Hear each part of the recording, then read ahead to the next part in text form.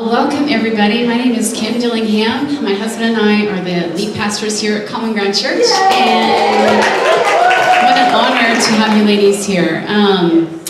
Like Lois said before, if you don't have a home church, we would like to invite you to come tomorrow at 9:30 or 11:15. My husband is continuing a series called I Am Hungry, and I tell you what, this was not planned, but God knew. This series, God knew that it was supposed to happen at this time. Like, my husband plans out months and months and months in advance what he's going to preach, and the Lord said, you need to do this right now. It wasn't in his plans, but God knew. So my prayer and our prayer is that, like the retreat is coming up, that there will be a fire that burns deep on the inside of us, and that it begins to grow, so it changes everyone around us. It changes the atmosphere. So I felt that here this morning. Amen? Isn't that good? He's already here and has already done some amazing things, but I know that this lady, my friend, Kawita Feely, she's going to come and bring the word of the Lord here in just a minute. And you guys, I have her story. She has ministered all over this area to women. Her heart is women's ministry, and her testimony and the words I believe she's going to bring today are going to just bless you. I believe that as she speaks, it's going to be the word of the Lord speaking through her. She's a dear friend of mine. I've asked her to come today, and Tammy and I we're all so excited that she is here. So I'm going to let her tell you a little bit more about her story, but I want to introduce Kawita Feely, if she would just come forward now. Like I said, she has given her testimony and preached all over this region. And will you tell them about your blog maybe too a little later if they want to go and read more about your story? But here's Kawita. Y'all give her a big hand.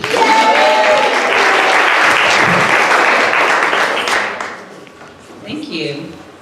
Thanks. I appreciate that privilege to come and share what God has done for me in my life, and hopefully give some of you some hope, because He's the same yesterday, today, and forevermore. Yes. And I'm not His favorite. If He does it for me, He'll do it for you. Right. I grew up in Wichita Falls, Texas, in a loving home with no drama, really.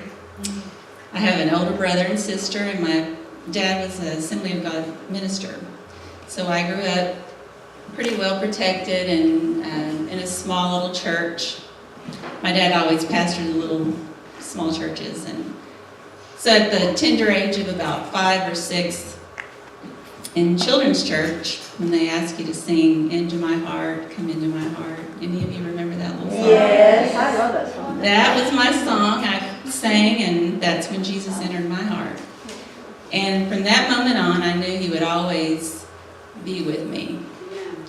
I didn't wander far into sin because I was 5 years old. So I never had that kind of a testimony. I grew up singing, and my parents gave me piano lessons when I was little, and so I was kind of the song and dance girl. Always, my mom would set me up on top of a piano bench, and I would sing, and so that was just my life. I grew up in church and loving the Lord, and nothing really major ever happened in my family that was traumatic. I can't even think of, there was no deaths, or it's not like everything was perfect, but nothing that as a child traumatized me. I grew up just wanting to be a mom and a wife. That was kind of my big goal. And I always wanted to have 4 kids, and didn't necessarily want to marry a preacher, but everybody kind of assumed I would. And I was okay with that, as long as he was cute. So when I was 16, now my siblings were older than me. So when I was 16, my parents decided that they wanted to sort of semi-retire. So it was just me at home. So we moved to Arkansas, where they were from. So has anybody ever heard of Mena, Arkansas? Yeah. Okay, so we moved there from Wichita Falls, Texas. And Wichita Falls, Texas isn't huge, but it's a lot bigger than Mena, Arkansas. So I got to be the new girl in town, and that lasted for a while, not too long. Got a couple dates out of that one. But it was fun being in Arkansas, and I loved it and adjusted well. And it was there that I would meet my future husband. I was 17 when we met, and he was quite a bit older than I was. But he just happened to be a preacher, and so that kind of fit. And I fell in love with him. He fell in love with me. And we got married. Now, we got married on my 19th birthday, and that was in 1982. And I always say, I'll just save you some time, since some of you are trying to figure out how old I am. I usually lose a few of you when I'm giving my testimony. That's how we are, right? We want to know how old everybody is. So I'll be the big 5'5" this year. Love it. So my 19th birthday, I married this man, this preacher, and we started our lives together. Now, we lived in Pine Ridge, Arkansas. Has anybody heard of Pine Ridge, Arkansas? That is a lot smaller than Mena. It's actually just a little dot in the road. I think there, if you counted the cows and chickens and everything, you might get 50. I don't know. It was small. So we lived on a small farm. We were comfortable. We weren't well off, but we had a pretty good life on our little acreage. We lived close to his family and in this area, and we just enjoyed being a family. We had our first son in 1984, Charlie. He was brown-eyed, brown-haired, gorgeous little boy, still very handsome. And then in 1986, we began pastoring for the first time a small Baptist church in Odin, Arkansas, which was a little further down the road. Odin, Arkansas is a one-school, one-store little town. One school meaning everybody from kindergarten to 12th grade goes to one school building. I know, I haven't heard in a while, but last I heard their graduating class was like 27 or something like that, so it was a big city. They had one store in this town. You could get everything from dog food to a hairbrush, gas, whatever. It just cost triple the price. But that's kind of the, the one store wonder there. We pastored one of the small churches. There was a few in that community that ranged anywhere from 25 to 100 people, probably. So ours was kind of the big church at the time. It was growing really nicely, about 125 sometimes on Sundays. And God was really moving in that church, in this little small community. And then in 1987, we had our second son, Caleb. He was blonde-haired and brown-eyed and gorgeous and healthy. And life just got better. I loved staying at home. I loved being a wife, a mommy, and a pastor's wife. So my husband would preach and I would play the piano and sing, and man, life was just like I had dreamed as a little girl. So I thought, I was still so young, but you get this feeling in your young mind that about certain ideas and certain things. And so all I could see for my future was just happiness. And I loved where I was at. Now, much to my amazement, my husband wasn't quite as happy as I was. Now, I didn't see this coming. I thought only unhappy, miserable people had marriage problems, and we hadn't really had any marriage problems. We'd been married 6 years at the time, and when he came to me and said he wanted out, he no longer wanted to be married to me. And in that moment, I can honestly say I went from not knowing there was any problem. Sometimes we can have problems in our lives and we're unaware. And I was completely unaware that there was any unhappiness. So it shocked me, and I immediately went into a dark tunnel of depression. Some of you have been there before. You can get in there for many different reasons. But sometimes It's from rejection, heartbreak. Of course, our hearts breaking hurt regardless of the reason. If it's a death, a divorce, but there's something that people who have gone through divorce understand about other people who have gone through divorce. There's just an ache there that's like none other. There's nothing more humiliating than rejection from the one person you loved with all your heart and you thought loved you. So, am I getting an echo or something that's driving y'all crazy? Okay. Maybe some sound. Oh, okay. As long as it's not me like in front of a speaker or something. Okay, that's cool. I just want to make sure I wasn't driving anybody nuts by holding the mic in a wrong position or something. So anyway, he came and told me, and I went into this dark, dark depression. This was in 1989 when he came and told me he wanted out. Then I began the begging and the groveling and the humiliating things that, you'll say, oh, I would never do that. Well, you'd be surprised what you would do when it's your family that you're trying to save and hold together. So yeah, I did a lot of dumb things, a lot of things that I don't know why, except desperation, wanting to save my marriage at any cost. I begged. I was depressed. I could hardly get out of bed. I had these 2 small boys, nothing in the refrigerator but ice cubes.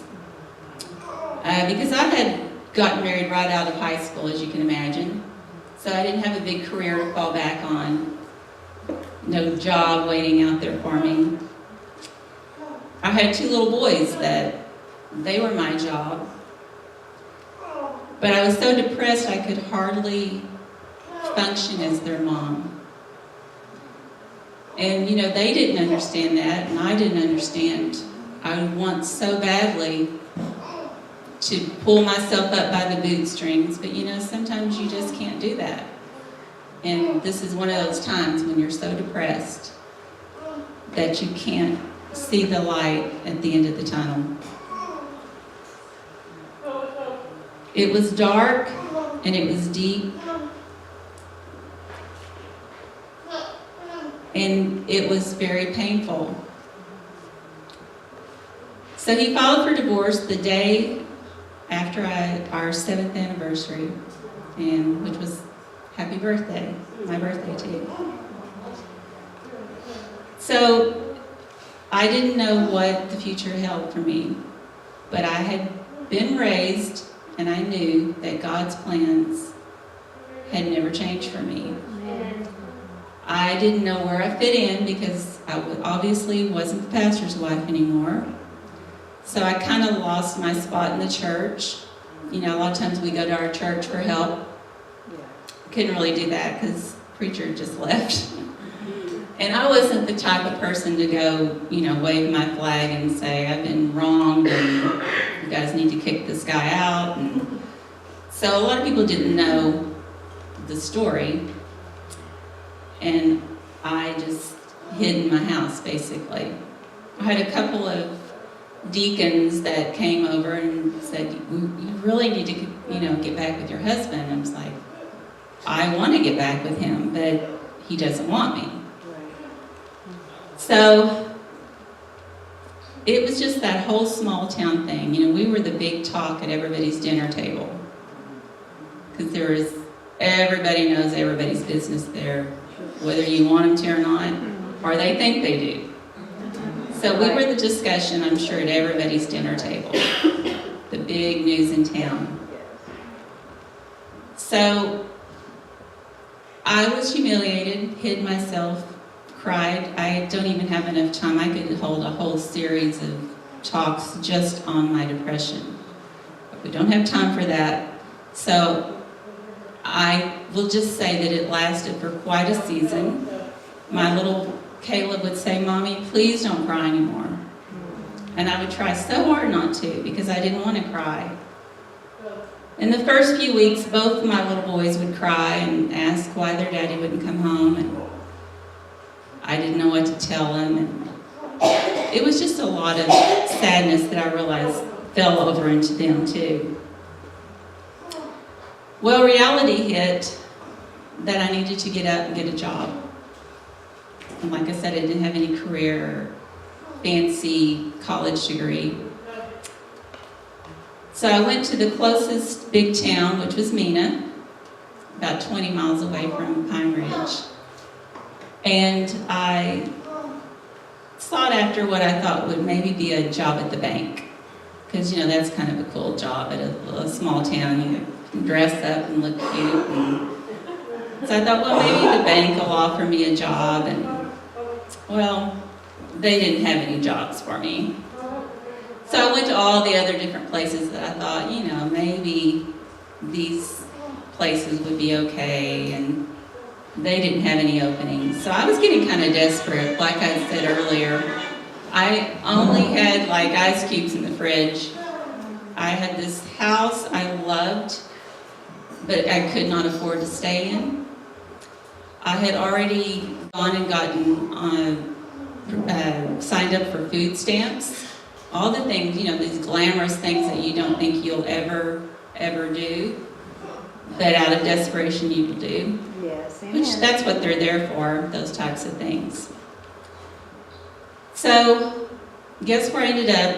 Of course, back then, this is ancient times I'm talking about here, compared to now. Back then at Sonic, nobody worked there that was over 16, right? I mean, I realize now that, you can work there and be cool, but it wasn't cool back then. But that was the one job that had an opening for me. So I thought, well, okay. But then I didn't show up for work the next night. Even though I was like hired on the spot, they were like, oh good, somebody over 16. I was 26 years old, but I felt like I was 96 years old. I felt ugly, worthless, rejected. And anytime I'd start feeling a little bit better, I'd have another begging session, as I called it, and get put right back down to feeling like a nobody. So I didn't show up for work, and then the next day I thought, well, I got to show up for work. So I went back and said, can you give me another chance? I know I didn't show up for work. Oh yeah, can you come in at 5? This was 3. I said, well, okay. Sure. So I went and got khaki pants, and they gave me a little red polo Sonic shirt. Didn't have to wear roller skates. So at this old age, of 26, I became what I saw as the oldest car hop in Sonic history. I didn't realize at the time that at Sonic you get tips. I had never tipped at Sonic. I didn't know anybody else tipped at Sonic. And so the first person that handed me cash and said, you can keep that, I'm thinking, wow, I bet I have to share it. So I go back in, no, you can keep it, keep a little jar there, and you can have your own tips. Like, oh, no, this is awesome. So not only did I become the oldest car hop in Mena Sonic history, I became the highest tipped one. Because, God has a way of blessing you. He does. He does. And that first night when I was picking up people's trash, it was January, it was cold, and I was crying again. Surprise. I cried a lot. And I'm picking up trash in the lot, and I'm thinking, God, what happened to the bank? I mean, really, Sonic, I don't want to be here. And it wasn't pride, it was just I didn't want to be there. I had to face people there. I had to sometimes face my ex-husband there, sometimes the girl he was with. It wasn't a fun thing to have people staring at you. Oh, you could just feel the pity they would have for me. Oh, look, she's having to work at Sonic. But God spoke to my heart that I was exactly where I was supposed to be. Sometimes we're exactly where we're supposed to be and we don't know why. But if you just hang in there and do it to the best of your ability, you'll figure it out. Yes. So I figured it out pretty quick. The tips and my salary were more than I would have ever made it at the bank. Plus, I would have had to buy cute clothes, and that would have taken more money. There, I just had to wear the same red polo shirt and the same khaki pants. It also forced me to get out and face people Yes. and hold my head up high. Gave me exercise, which helps depression. And there were so many, Sonic's one of my best memories, and I'm a big Sonic tipper. If I go to Sonic now, they're getting a good tip. I also worked other glamorous jobs. I cleaned houses for people. I did ironing. I was an organist at a church for $20 a week, and it wasn't the church I went to.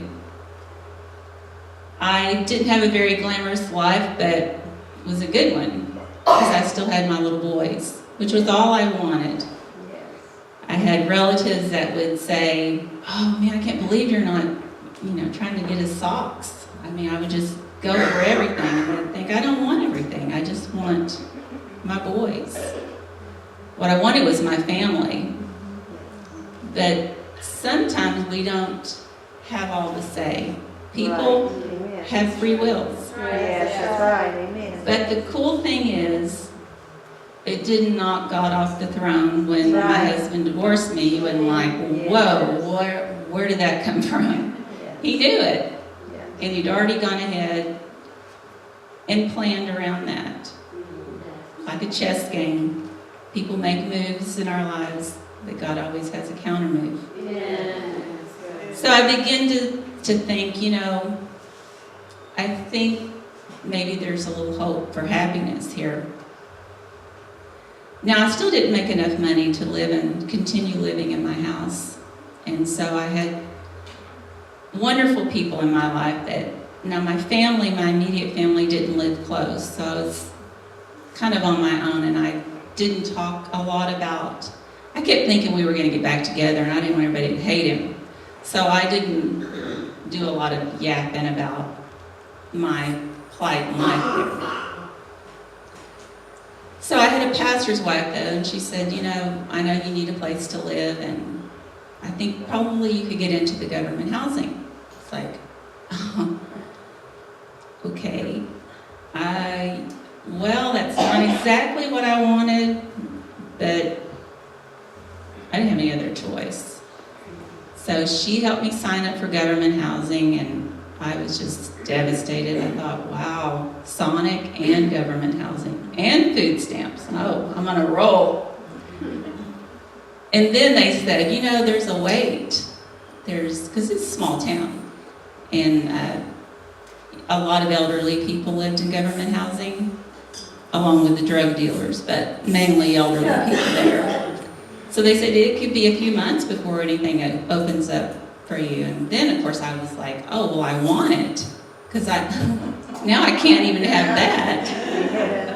So literally 4 days later, I got a phone call, and one of the little duplexes had opened up. So I was able to move in. It was based on your income, so my rent was a whole whopping $37 a month for a little duplex, and all the bugs were absolutely free that came with it. No extra charge. But it was in that little duplex that my little Charlie asked Jesus into his heart. So I have very Yes, amen. Amen, Lord. Amen. fond memories Yes. of that little government house. It had a dilapidated little swing set out back that, the person I am today, I wouldn't even let my kids get near that. But 26-year-old moms are a little more easygoing. So I needed some peace and quiet, so I'd let my boys go play. And so Caleb, he would go down there and swing.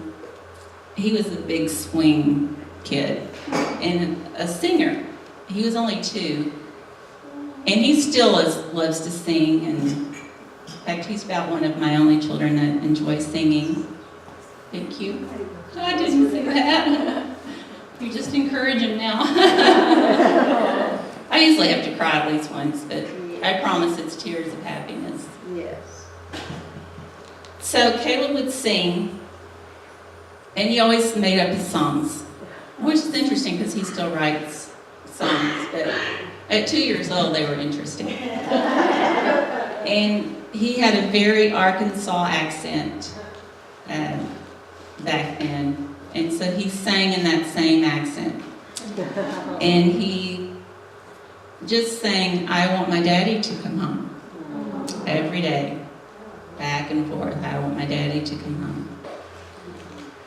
Well, Dad wasn't coming back home, so I had to, Caleb, maybe we should write a different song. So one time when my dad and mom were visiting, my dad went out to swing, and he said, "Caleb," it just broke his heart. He's like, "Have you ever heard of stepdaddies?" And Caleb said, "No," but he was all ears. "What's a stepdaddy?" So my dad explained it to him. And from that moment on, his song changed. And he would sing, "My mama's gonna buy me a stepdaddy." His very Arkansas Southern way. So I decided I didn't want to live in government housing forever. I didn't want to be a lifetimer at Sonic. Even though I did make very good tips. I was the second highest tipped car hop ever that worked there. And my biggest tip was $20. This is back in ancient dinosaur times now. So that'd be like a $100 tip at Sonic now. I was always, and that, helped my self-esteem. One of the things that didn't help my self-esteem at Sonic was when people would send their uncles or their cousins or whoever was single in their lives that they thought for some reason was going to be the perfect match for me. Why, I do not know. That they'd say, "You're going to be in such and such truck," and and then I would just be like, "Why would you think I would be interested in that person?" Most of the time. And I'd just send one of the 16-year-olds out to the car hop, take the meal, so I didn't have that awkward moment. So Sonic had a lot of good memories, but I decided I didn't want to do that forever, so I signed up for nursing school there locally and was accepted. A lot of miracles along the way. I had a sweet lady that came to me and actually was good friends with my ex-husband's family. But she said, "I want to loan you some money so you don't have to keep working while you go to nursing school. I want to pay off your car," and which I barely even got in the car because I didn't have any credit. So that's a whole other miracle that I had this little bitty box car. So I said, "Well, that's wonderful." And she said, "Someday when you have a career in nursing, you can pay me back with no interest." And that just opened up everything for me, because then I didn't have to worry about studying and being a single mom and working. I could really devote to my studies. So I went to nursing school full time. Charlie went to kindergarten, Caleb went to a Mother's Day Out program, and things started picking up. I prayed, "Lord, if I can't have my ex-husband back, please make me stop loving him." And not every prayer does God answer instantly. Very few, unfortunately. We like those instant answers, don't we? But this one was instant. I remember exactly where I was the moment it happened. It wasn't when I prayed it, but it was shortly after. I supernaturally, all the love I had ever felt for him, and I loved him and planned to be married forever, completely left me in a split second. It was as though I had seen him at a family reunion 100 years ago, but didn't really remember much about him. It was that same kind of feeling. I didn't feel that same draw or that same emptiness when I saw him. Yes, hallelujah. And interestingly enough, I think he picked up on it really quick because he started being nicer to me. But at that point, I was done. And I felt released from the Lord that I could be done. Now, I didn't think anybody would ever want me again, ever. I still felt like I was 96 and, I had 2 kids. And back then, my generation is sort of the first divorce generation. Like, it's almost cool when people get divorced now. It's sad, but it's just like nothing, not a big deal to so many people. And I'm guaranteed it is to the person going through it. But back then it was like, whoa, you're divorced? So I thought, well, I'll probably never have anybody. But, that was okay. I wasn't really looking for a date. Anyway, I was kind of over men. I had a lot of struggles with faith, and I never lost my faith in God or my relationship, but I had trouble with ministers and breaking through that thing of everything was just kind of gray. Nothing was black and white to me anymore. So, but I kept my faith in God, and during this time, the light at the end of my dark tunnel started. There was a flicker there. And that was Jesus. He had never left, but my tunnel had filled up with tears and depression and sadness and rejection. So I couldn't see that light for so long. But it slowly began to sparkle. It was a super hot summer. We had no air conditioning in that little government duplex. It was brick. We had to go outside to cool off sometimes. It was like an oven. I would get out of the bath and my hair would almost be like instantly dry. But it helped me survive Sonic in the heat. Because all the 16-year-olds came from air-conditioned houses. So they were like, dying out in the heat, and I was a champ. Wasn't affecting me.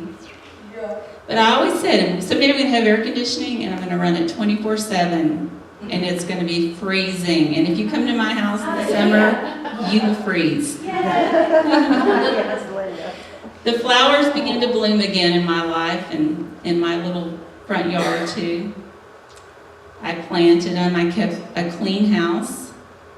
I decided to make the best out of that situation because I thought, now I'm not going to be here forever. I'm on the first train out after I graduate from nursing school. But while I'm here, I'm going to embrace it. And I still suffered some with depression, but instead of crying for days, I would cry for maybe a good half hour. And then that came down to maybe 10 minutes here and there, and then I'd get up and go to work. So I could function. I started having a vision for my future and a plan that God had for me and my boys. And something started inside me to help teach my boys that we weren't going to get bitter. We weren't going to trash their dad. They were still too little to trash, but I could have easily trashed him and really had an impact on them that wouldn't have been healthy. So I thought, we're just going to focus on getting better and not bitter. And I'm so glad I had that in me. I'm sure that was from my upbringing. The best revenge is happiness. Yes, amen. So you can't, have you ever seen a bitter, happy person? That's good. They don't exist. No, that's good. So then, like I said before, people wanted to fix me up with uncles and cousins and brothers, and I had no interest. I thought, if I ever date anybody, they will not live here in this area, because I knew everybody, practically. So my sister was in Broken Arrow, Oklahoma, and she would call me and she'd say, Quita, you really need to start dating. You've got to start getting a life. It's been a year and, you got to pick it up a little. like, no, I'm not interested. And then one of her phone calls, she said, I have a neighbor down the street. And I happen to be best friends with his sister-in-law. And we go walking together and we pass his house, and she's always telling me I've got to find him a wife. And then, of course, it was a joke. Oh, well, I have a wife for him, my sister. And I said, no, I don't want to meet, no. Because I had a list, I didn't want anybody who'd been married before, and because I didn't want to have to think, what's the other side of that story? And I had to be tall and handsome. If I was going to do it again, I was going to do it right.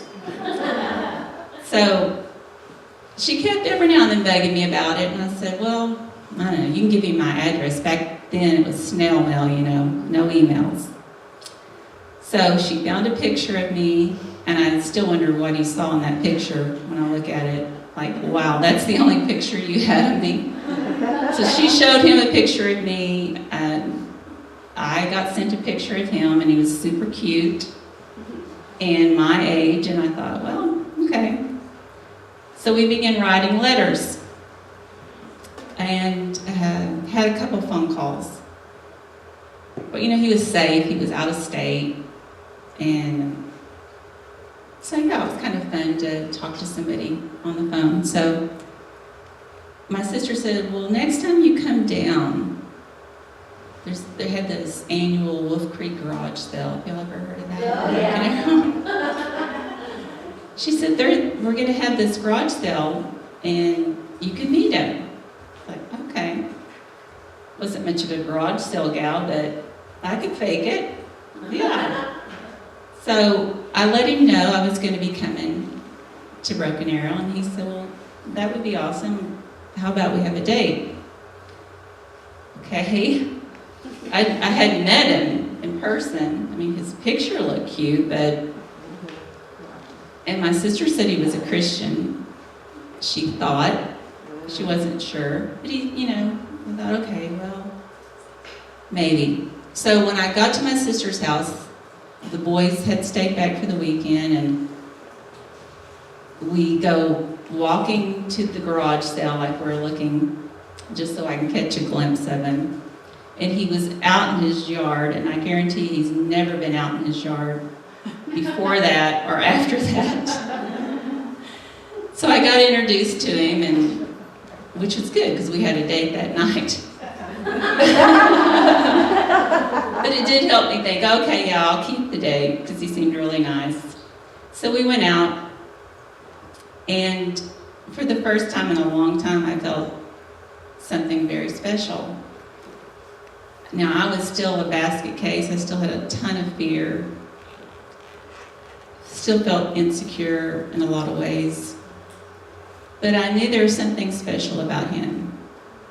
What I didn't know is that almost to the exact day that my first husband had walked out on me, this guy had prayed for a wife and 2 kids. He had been busy starting a business and hadn't really had time to date or much interest. But then when he decided he wanted to start finding somebody, he decided he wanted to find somebody with kids, 2, which I just happened to have. Now, I didn't know, and he didn't tell me that night, of course, but when he met me, he knew I was the answer to his prayers. It took me a little bit longer just because of all the fear. So we continued to write letters. He sent me flowers, and it just felt good to feel like somebody cared again. So I thought, well, I wanted to shelter my boys. I didn't want them meeting somebody I wasn't sure of. So when they were going to be at their dad's for a weekend, I said, would you like to come to Mena and see where my world? It's a little different than his world. He was from Southern California, first of all. He did live in Broken Arrow at the time, but Southern California and Mena, Arkansas, a little bit different. So I thought he needs to see where we live and see who we really are. So he came to Mena and stayed in the hotel downtown Mena. And I had a girlfriend drive me to meet him so he wouldn't see that I lived in government housing. I don't know how long I thought that secret was going to last. But he was nice about it, so he met me, and I just knew the bugs always came out at night, and I thought, I just don't want him here at night. So we went out, and man, did we get a lot of attention, because, everybody's been trying to fix me up, and now she's got a date, right? Everybody knows I have a date, and they know I'm in a car with an out-of-state tag, and nobody knows him, which is driving everybody crazy. So we went to the movies, and then we went by Sonic, saw all my 16-year-old car hop buddies could check him out. And then he had to take me home. I don't know how I thought I was going to get home and him not see my government house. When he laughed after that, he said, I don't know what you thought I would think you lived in, because I knew you had a hard life. Like, well. So I prayed, Lord, don't let the bugs be crawling, please. So he walked me in and talked to me for a few minutes, and then the bugs came out. And he went back to the hotel, and it was that weekend that he said that he really felt like he had fallen in love with me, and I felt like I possibly had fallen in love with him. So the next weekend was the big step. We were going to let the boys meet Mike. So the idea was we would go to Fort Smith, Arkansas, which was halfway, kind of for both of us. And he got us both suites, separate suites at the Fifth Seasons. And so all the way, you got to get this mental picture. I'm leaving Mena on a Friday afternoon, and I'm drilling my boys about what we say, what we don't say, how we act, how we don't act. Because Mommy has a new friend. And I went through this list, because they were good kids, but they were boys. They were 5 years old and 3 years old. And so they were all, okay, Mommy, what else? What can we say? Not much. So I thought I had gone through everything very thoroughly. And then we pull up to Denny's. Well, we pull up to the hotel first, and Mike's walking over to meet, and Caleb's hanging his head out the window trying to see him, and they're so excited. First of all, they're going to a hotel for the weekend. That's pretty excited back then. So Mike sticks his head in the window and meets them, and then we get in his car and we go to Denny's. So we're 20 minutes into Denny's meal, and Caleb puts his arm around Mike and looks at him, and in his most Arkansas voice, he says, hey, my mama's going to buy me a Tap Daddy.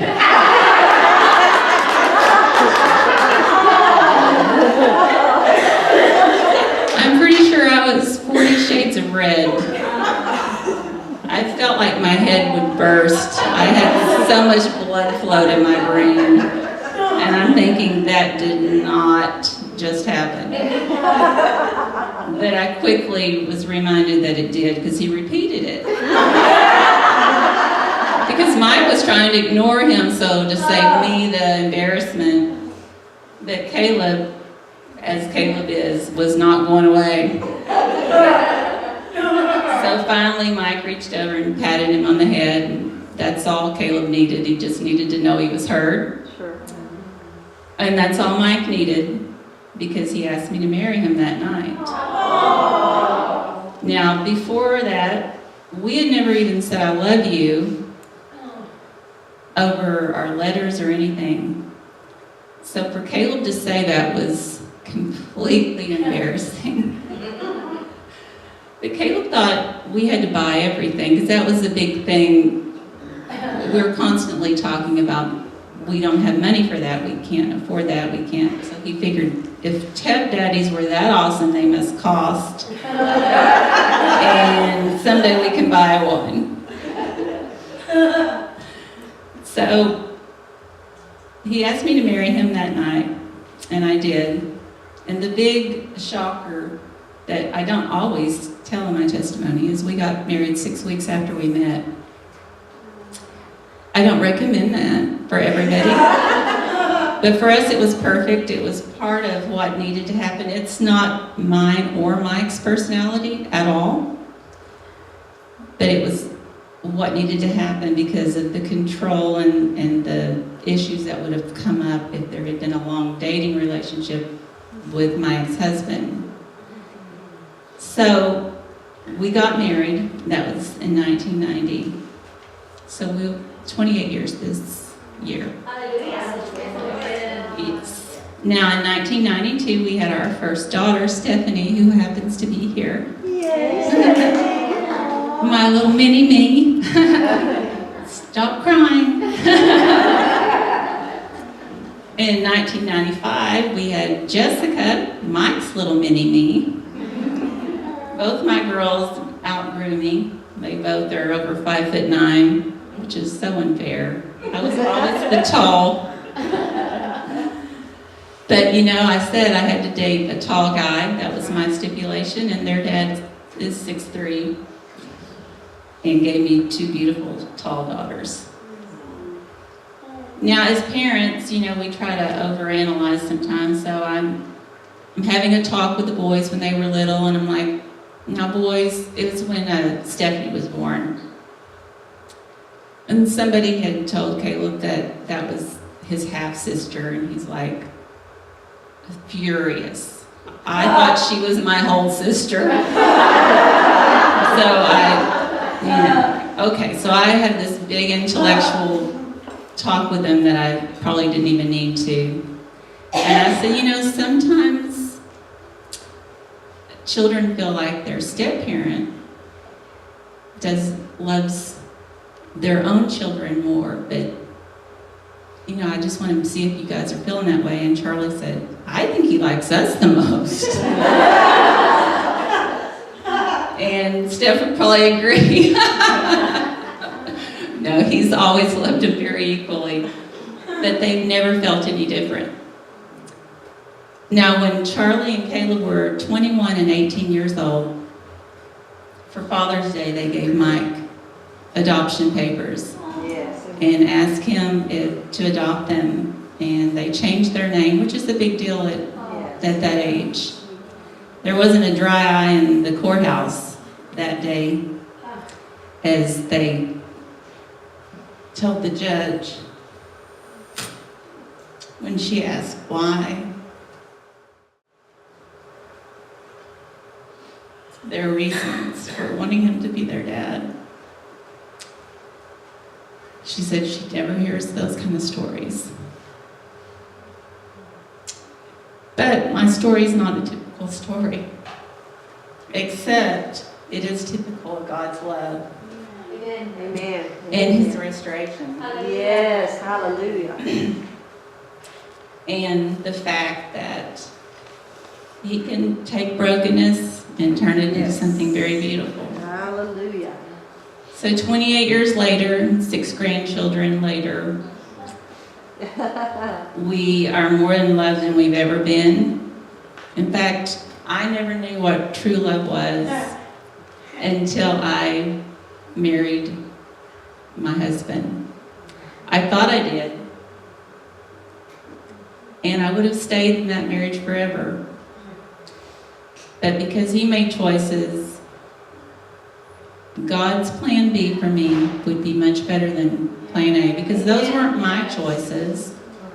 I didn't want that. Things happened to us that were not, I wasn't perfect, but I never did anything that deserved divorcing. So when we stay true to God, we do the best that we can. We repent of things that we've done that maybe we shouldn't have done. He restores. Yes, amen. You have to just keep your eyes on Him. Now, I don't have any magic, because women always come up to me like, how did you find, they want the magic potion. How did you find a man? First of all, I wasn't looking. That's the number one tip. You just pray and then God brings them to you, but you have to wait for that. But His best for you is out there, and He can give you a life with somebody that's more special than you could have ever dreamed. Yes, amen. My husband and I are best friends. We absolutely adore each other. He's still super cuter. He gets cuter every year. He's a wonderful dad and a godly man, and I'm so honored to be his wife. And not a day goes by that I don't thank God for him. Yes. So, ladies, for you that are here and happily married, don't take a day of that for granted. Because those of us who have gone through divorce, we know not to take it for granted. That a godly husband and a husband that cares about you is super special. And always treat them like they're super special, because they are. Amen. Now, I'm going to close with a song.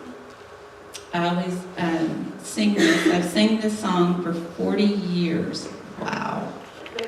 So I'm going to sing it today for you, and especially for those of you who may need a brand new touch. Maybe your strength, your energy, your hope from yesterday is completely gone. But He has that touch to help you carry on. Amen. Amen. Hallelujah. Amen. Just going to turn this off. I just don't want it to... Yeah, it's okay. Okay.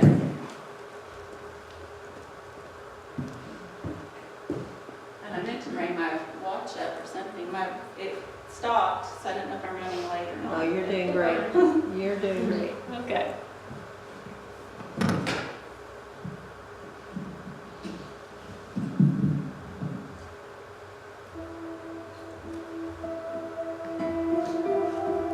Is that loud enough? Is that all right?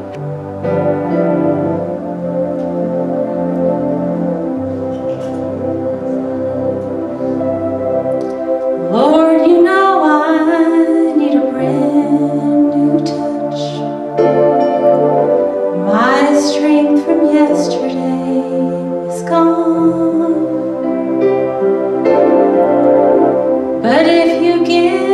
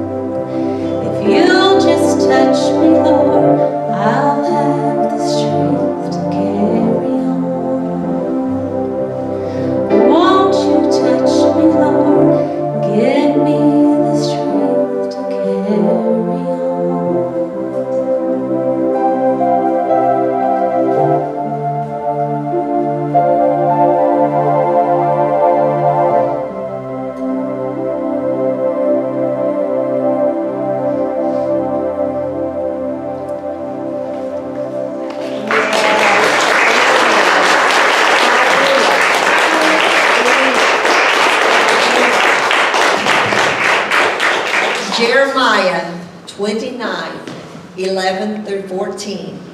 For I know, now this is the Lord speaking. This is her story. For I know the plans I have for you, declares the Lord. Plans to prosper you and not to harm you.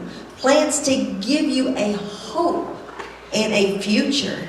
Then you will call on me and come and pray to me, and I will hear you. I will hear you. Not only was he hearing her, but he was hearing Mike. Mike put out there what he wanted. He goes, pray to me and I will hear you. Amen. And I will listen to you. You will seek me and find me. When you seek me with all of your heart, I will be found by you. Amen. Hallelujah. Hallelujah. Who believes in this? Amen. Who believes in this? Amen. Who wants to pray every day, God, use me.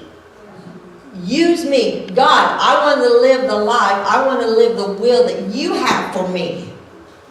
The answers to everything, day or night, anything you go through is right here. Amen. You got to open it up. You got to read it. You got to declare it. Amen. This is as powerful as God is, because this is God's Word. Nothing is more powerful than this book I am holding right here. What a beautiful story, and thank you so much.